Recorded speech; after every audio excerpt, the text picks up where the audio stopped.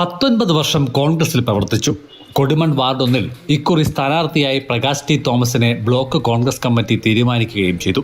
Vote തേടി വീടുകൾ കയറി തുടങ്ങിയതിന് പിന്നാലെ നേതൃത്വം മറ്റൊരാളെ സ്ഥാനാർത്ഥിയായി പ്രഖ്യാപിച്ചു.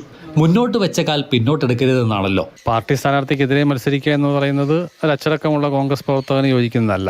ഞാനല്ല ഉദ്യോഗ സ്ഥാനാർത്ഥി, വേറൊരാളാണെന്ന് അറിയിക്കുകയും മാറിക്കൊടുക്കുവാൻ നിർബന്ധനാവുകയും ചെയ്ത സ്ഥിതിക്കാണ് ഇവിടുത്തെ UDFിൻ്റെ ഭൂരിപക്ഷം ആൾക്കാർ പറഞ്ഞതനുസരിച്ചാണ് ഞാനിങ്ങനൊരു സ്വതന്ത്ര സ്ഥാനാർത്ഥിയായിട്ട് മത്സരിക്കേണ്ടി വന്നത്.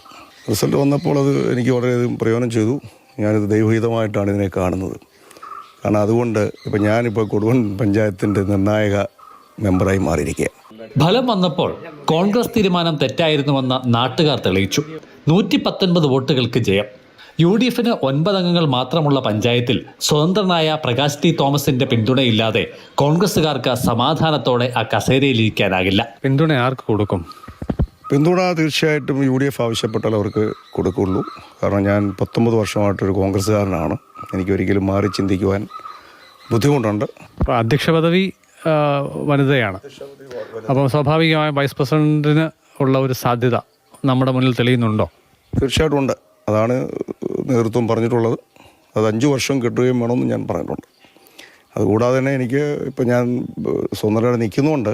പാർട്ടി എന്നെ എടുക്കുമ്പോൾ എനിക്ക് ജില്ലാ കമ്മിറ്റിയിൽ ഒരു സ്ഥാനവും തരണമെന്ന് ഞാൻ അഭ്യർത്ഥിച്ചിട്ടുണ്ട്. അത് പരിഗണിക്കാമെന്ന് പറഞ്ഞിട്ടുമുണ്ട്. എന്തായാലും കോൺഗ്രസുകാർക്ക് കൊടുമണ്ണിൽ സമാധാനിക്കാം. തുടക്കത്തിൽ കൈവിട്ട് വിമതനായ ആൾ ഇവിടെ ഒടുക്കം പാർട്ടിക്ക് കൈ കൊടുക്കുകയാണ്. CK Abhilal, Mathrubhumi news, Pathanamthitta.